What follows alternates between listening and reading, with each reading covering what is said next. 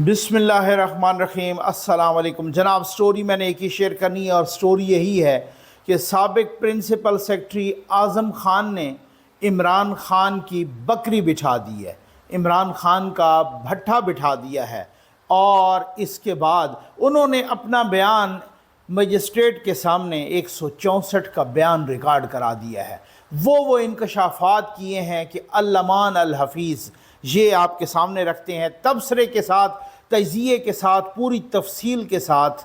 ख़ान साहब के लिए मुश्किलात बढ़ती जा रही हैं। ख़ान साहब के लिए एक यूँ समझ लीजिए कि एक ऐसा तूफ़ान आ रहा है जिसको ना कोई अदालत रोक सकेगी, ना कोई इदारा रोक सकेगा, कुछ भी नहीं है।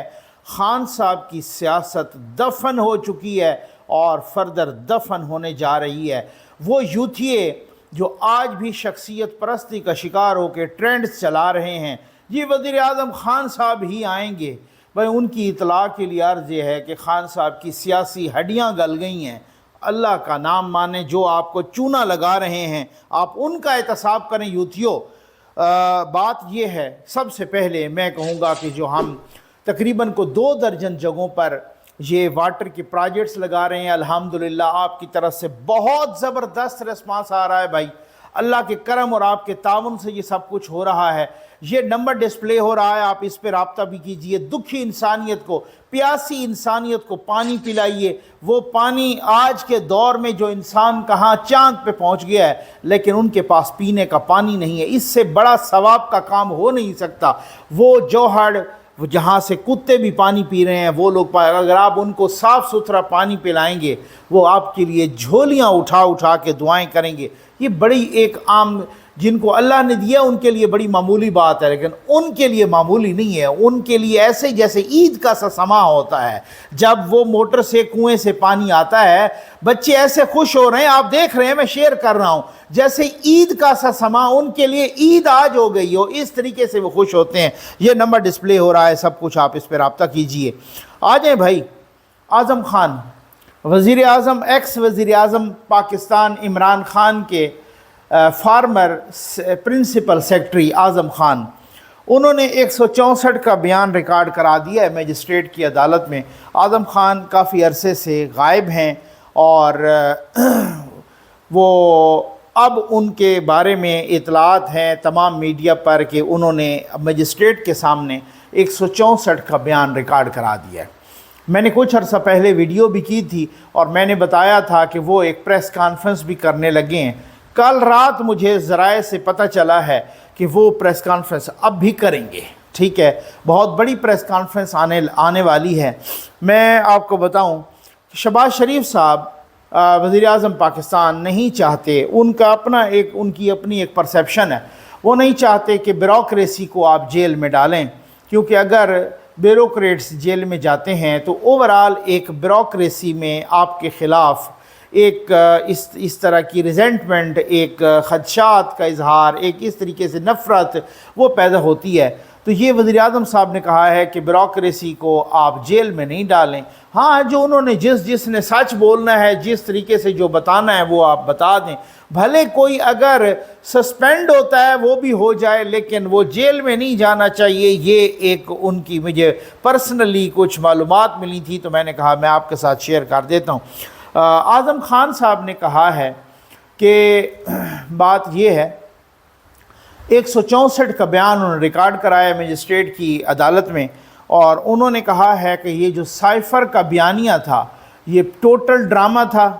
इमरान ख़ान ने कहा है कि मुझे देखें किस तरीके से मैं इसको इस्तेमाल करता हूँ, किस तरीके से इसे मैं आवाम को गुमराह करता हूँ। ये बड़ा उन्होंने पूरा एक बयान अपना रिकॉर्ड कराया है और उन्होंने कहा है कि हर किसी को उन्होंने कहा है कि आपने साइफ़र को इस तरीके से इस्तेमाल करना है, आपने साइफ़र को इस तरीके से, और साइफ़र जिस तरह से लहराया था और फिर उसके बाद कुछ ऑडियो लीक्स भी आई थी, ये बयान उन ऑडियो लीक्स की मुकम्मल तस्दीक कर रहा है।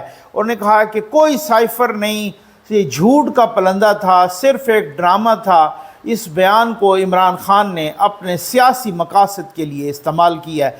साथ ही ये भी कहा है, ये हर एक चीज़ बहुत ही कोजेंट आर्गूमेंट्स اور بہت ہی فیکٹس اینڈ فگر سے یہ سپورٹڈ ہے. انہوں نے کہا ہے کہ میں نے سائفر 9 مارچ کو عمران خان نے، یعنی اس وقت عمران خان وزیر اعظم تھے، 9 مارچ 2022، اس وقت انہوں نے کہا، کیونکہ یہ اپریل میں یہ تبدیلی آئی تھی یہ عدم اعتماد والی، انہوں نے کہا 9 مارچ 2022 کو عمران خان نے مجھ سے سائفر لیا تھا اور بعد میں واپس نہیں کیا. جب میں نے ان سے پوچھا تو انہوں نے مجھے کہا کہ سائفر مجھ سے گم گیا ہے. یہ ذرا دیکھیے گا، ذرا میں بہت ساری چیزیں آپ کے ساتھ ڈسکس کر رہا ہوں. ماریا میمن صاحبہ کو یہ ایک انٹرویو دیتے ہوئے کچھ عرصہ پہلے عمران خان صاحب نے اس بات کا اعتراف کیا تھا کہ جی سائفر مجھ سے گم گیا ہے. یہ سن لیجیے، آپ خود سن لیجیے. لیٹر ہے کہاں؟ اس کی کاپی جو ہے وہ کہہ رہے جو پی ایم ہاؤس والی ہے وہ غائب ہے. اگر تو وہ ڈی کلاسیفائر تو اس کا کیا چھاپا مار کے کرنا ہے؟ ایک میرے پاس تھا اور وہ غائب ہو گیا، کہیں ہو گیا، مجھے نہیں پتا. لیکن ایک president of Pakistan as the head of services chiefs اس کے پاس ہے. ایک میرے پاس تھا، یعنی سائفر کی کاپی. یہ خان صاحب خود کہہ رہے ہیں. اعظم خان نے تو آج کہا ہے نا 9 مارچ کو عمران خان نے مجھ سے سائفر لیا تھا اور پھر گما دیا. وہ خود کہہ رہے ہیں کہ ایک میرے پاس تھا جو پتہ نہیں گم ہو گیا ہے، کہاں ہو گیا مجھے نہیں پتا. یہ ذمہ داری کا احساس ہے. اب یہ 2 پاسبلٹیز ہیں نا، یا انہوں نے جان بوجھ کے گمایا ہے تو پھر اس کے اور ریپرکشنز ہوں گے، اور ہونے بھی چاہیے کہ جان بوجھ کے انہوں نے اتنی امپورٹنٹ چیز کیوں گمائی ہے. ایک بات. دوسری بات، اگر ان سے غلطی سے گم گئی ہے تو پھر اس کا مطلب اس سے زیادہ غیر ذمہ دار بندہ ہو نہیں سکتا. جس سے ایک کاغذ کا ٹکڑا نہیں سنبھالا جاتا وہ ملک سنبھالے گا، یوں یہ کہہ رہے ہیں.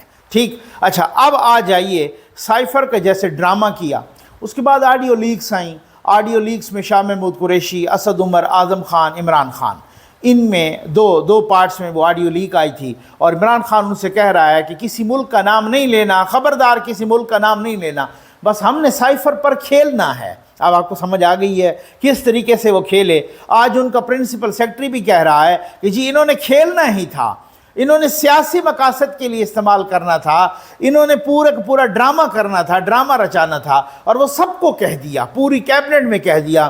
اور خان صاحب کی وہ آڈیو لیک بھی موجود ہے، میں نے سنوائی بھی تھی، آپ نے بھی سنی ہوگی، آج بھی موجود ہے، سوشل میڈیا پہ دیکھ لیجئے. وہ کہہ رہے ہیں کہ جناب اس پہ کھیلنا ہے، بس آپ نے کسی ملک کا نام، حالانکہ وہ خود ملک کا نام لے چکے تھے. وہ خود جو ہے نا اس وقت انہوں نے نہیں لیا، بعد میں جب وہ ایک تقریر کر رہے تھے تو انہوں نے کہا کہ وہ ایک امریکہ نے یہ کیا، سوری میں نے ملک کا نام نہیں لینا تھا، مطلب میرا مقصد ہے کہ کوئی ملک تھا یہ وہ. تو یہ ڈرامہ باز اور یہ فراڈیا جس طریقے سے قوم کو اس نے گمراہ کیا، جس طریقے سے نیشنل سیکیورٹی کمیٹی کی میٹنگ میں جس طریقے سے اس کا انکار ہوا، جس طریقے سے اس کو جھوٹا ثابت کیا گیا. بعد میں D G I S P R, اس وقت کے D G I S P R general Babar Iftikhar نے بھی کہا تھا کہ یہ صرف ایک جھوٹی کہانی تھی، یہ اپنے سیاسی مقاصد کے لیے استعمال کی گئی، اس میں کسی قسم کی کوئی حقیقت نہیں تھی. یعنی جنہوں نے پوری تحقیقات کرنی تھی انہوں نے بھی کہا کہ یہ جھوٹی کہانی تھی، اور خود پرنسپل سیکرٹری اعظم خان بھی کہہ رہے ہیں کہ یہ جھوٹی کہانی تھی. اور بعد میں خود وہی فراڈیا جس نے امریکہ کا نام، اور اس وقت وہ اسمبلی میں جب وہ انہوں نے ریزائن دیا تو وہ نعرے لگا رہے تھے امریکہ کا جو یار ہے غدار ہے غدار ہے، اور امریکہ سے اتنے تعلقات خراب کیے کہ یہ پرائم منسٹر کہہ رہے ہیں کہ 15 مہینوں میں ہمیں ایڑی چوٹی کا زور لگانا پڑا امریکہ سے تعلقات ٹھیک کرنے میں، یہ اتنا خراب کر کے گئے تھے. پھر اس کے بعد ان کے بوٹ بھی چاٹنے لگے، ان کے تلوے بھی چاٹنے لگے، اور وہاں پر جناب پتہ نہیں کتنی فرم ہائر کی گئیں، اور وہاں پر جناب امریکہ کے تلوے چاٹنے لگے کہ اب ہمارے ساتھ تعلقات ٹھیک کریں، اور اب وہ انسانی حقوق کی باتیں بھی اور سارا کچھ.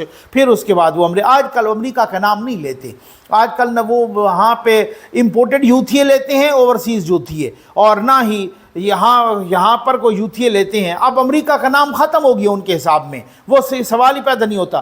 ایک بات میں یہاں پر اور بھی کہنا چاہوں گا، فواد حسن فواد جو کہ نواز شریف کے پرنسپل سیکرٹری تھے، ان پر کیا بیتی، ان کو کس طریقے سے گرفتار کیا گیا، ان کو خود کہہ رہے تھے ایک رات تو میرے سیل کو جان بوجھ کے آگ لگا دی گئی. यानी किसी ने फिर किस मुश्किल से उन्हें बचाया। मैं तो समझ रहा था कि मैं जल के खुदा न खास्ता मर जाऊंगा, लेकिन ये किसी ने बचा लिया और अल्लाह ने बचाया। इस हद तक कहते हैं जब पहले पहले मुझे गिरफ़्तार किया उस वक्त कहा कि आपके लिए कोई प्रॉब्लम नहीं होगी, सिर्फ आप नवाज़ शरीफ के ख़िलाफ़ बयान दे दें। उन्होंने कहा मैंने इनकार कर दिया। इसका मतलब ये है कि कुछ होता है, कुछ ये मर्दम शनासी भी होती है, कुछ अपने अपने किरदार की बुलंदी भी होती है, ये सारी चीज़ें होती हैं। वो फवाद हसन फवाद जो जेल के अंदर रिटायर हो गया, लेकिन नवाज शरीफ के ख़िलाफ़ उसने बयान नहीं दिया। वो आहद चीमा जिसने लंबी जेल काटी, शहबाज शरीफ के ख़िलाफ़ उसने बयान नहीं दिया। वो आहद चीमा जब बाहर आया तो शहबाज शरीफ ने उनसे कहा कि आप कंटिन्यू कीजिए, वो कंटिन्यू नहीं किया, उन्होंने कंटिन्यू नहीं किया। हमने ख़ुद भी एक कुछ अरसा पहले एक मीटिंग में उनसे यही सवाल किए थे, एक यहाँ पर जो एक ब्रीफिंग थी, तो वहाँ पर हमने ख़ुद भी यही सवाल किए। इतना वो बेचारा मायूस था, इतना वो जिस तरीके से, यूँ समझ लीजिए कि एक जैसे होता ना बंदा बिल्कुल दिल हार जाए, एक बंदा जिसका कोई कसूर भी ना हो, वो साल जेल के अंदर रहे और वो उसके बाद कहते हैं कि जी मैं नहीं करना चाहता कंटिन्यू, जिसने इतनी खिदमत की हो और उसके बाद, लेकिन एक लफ्ज़ नहीं बोला, एक जुमला नहीं बोला। आज आज़म खान से लेकर परवेज़ खटक तक, परवेज़ खटक से लेकर फ़याज़ुल हसन चौहान तक, फ़याज़ुल हसन चौहान से लेकर आपा फिरदौस तक, वहाँ से लेकर फैसल वाउडा तक, मैं किस किस का नाम लूँ जिसने इमरान खान का भट्ठा नहीं बिठाया, जिसने इमरान खान को करप्ट नहीं करार दिया, जिसने इमरान खान की पिंकी, गोगी, मानिका खान सब के जिस तरीके से पोल नहीं खोले, किस तरह से इन्होंने ऐसे तरीके से सबको बताया कि ये कैसा बंदा है।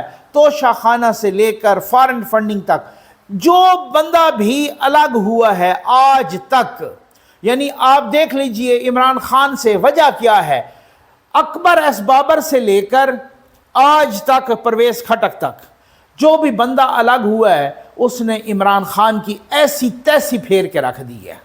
लेकिन नवाज शरीफ से भी बंदे, सबसे कोई बड़ा इख्तलाफ किसी को होगा ना, वो चौधरी निसार अली खान था, जिसको सब, यानी ऐसे मौके पर जिसने प्रेस कॉन्फ्रेंस की, ऐसे मौके पर कि उस वक़्त कह रहे थे कि यार चौधरी साहब को ये नहीं करना चाहिए, कम अज़ कम कुछ न कुछ असूल की, कुछ इसका भी तकाजा होता है कि जब कोई मुश्किल में होता है तो उसको नहीं छोड़ा जाता। लेकिन चौधरी साहब ने अब प्रेस कॉन्फ्रेंस करके छोड़ा है। जब 2017 में जब नवाज शरीफ साहब नाअहल होने जा रहे थे, उस वक्त जिस तरीके से वो जो है ना उनको वो नाअहल किया गया, तो चौधरी साहब ने प्रेस कॉन्फ्रेंस की।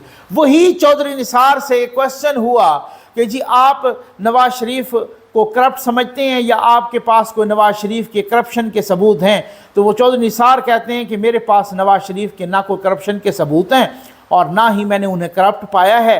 अगर मैंने उन्हें करप्ट पाया होता और करप्शन देखी होती तो मैं उसी वक्त जुदा हो जाता, मैं उसी वक्त अलग हो जाता। यहाँ पर इतने हाई मॉरल ग्राउंड पे खड़ा हुआ बंदा जस्टिस वजीहुद्दीन साहब, जस्टिस वजीहुद्दीन, वो कहते हैं कि 50 लाख रुपया जहांगीर तरीन इमरान खान के बनीगाला का किचन चलाने के लिए हर महीने जाता था। अब वो पता नहीं पार्टी में जाता था, जिधर भी जाता था वो उसमें। आज परवेज़ खटक कह रहे हैं कि यहाँ शहराम तरकाई के वालिद को जब सेनेटर बनाया गया तो उनसे 50 करोड़ रुपया इमरान खान ने अपने पर्सनल मकसद के लिए ले लिया, शौकत खानम के लिए लिया, लेकिन खुद ही हड़प कर गया। ये दास्तानें हैं, ये दास्तानें हैं कि अकबर एस बाबर से लेकर परवेज़ खटक तक किस तरीके से इमरान खान के लोग कपड़े उतार रहे हैं। आप दूसरी तरफ देख लें, ये सूरत हाल होती है ना। ये तो मेरे यूथियों, मेरे प्यारे यूथियों, अगर आपको कोई चूना लगा रहा है तो आप उसका एहतसाब कीजिए। वो सिर्फ अपने व्यूज़ हासिल करने के लिए आपको चूना लगाता है, वो सिर्फ पॉपुलर होने के लिए। उनको पता है कि इनका तहरीक इंसाफ का सोशल मीडिया सेल बहुत स्ट्रांग है और वो व्यूज़ और वो उसी तरीके से। बाकी मैं आपको अल्लाह लगती कहूँगा, मैं आपको बिल्कुल हकीकत बताऊंगा, मैं आपको वो हकीकत बताऊंगा कि आपको चूना नहीं लगाना। मुझे अच्छा नहीं लगता कि मैं तो वैसे ही किसी को भी कभी चूना नहीं लगाया अल्हम्दुलिल्लाह। गलती इंसान से हो सकती है, इंसान खता का पुतला है, लेकिन इंशाअल्लाह प्लांटेड या इस तरीके से कोई भी प्रोपेगेंडा बेस्ड स्टोरी मैं कहता हूं कि मेरी जान चली जाए किसी के कहने पे नहीं करूंगा। अल्लाह गवाह है, मैं हल्फ दे के आपको मैं बताना चाहता हूं, इमरान खान की सियासी हड्डियां भी गल गई हैं। सवाल ही पैदा नहीं होता कि इमरान खान दोबारा आ जाए। ये जो भी आपको कह रहे हैं आप इनका मुहासबा करें, आप इनसे पूछिए, ये सिर्फ आपको व्यूज़ हासिल करने के लिए चूना लगा रहे हैं। बिल्कुल खान साहब का चैप्टर क्लोज हो गया है। आज आज़म खान ने भी उनकी बकरी बिठा के रख दी है। बस ये देखते जाइए, आगे आगे देखिए होता है क्या। उम्मीद है आपको वीडियो पसंद आई होगी। आपका बहुत बहुत शुक्रिया।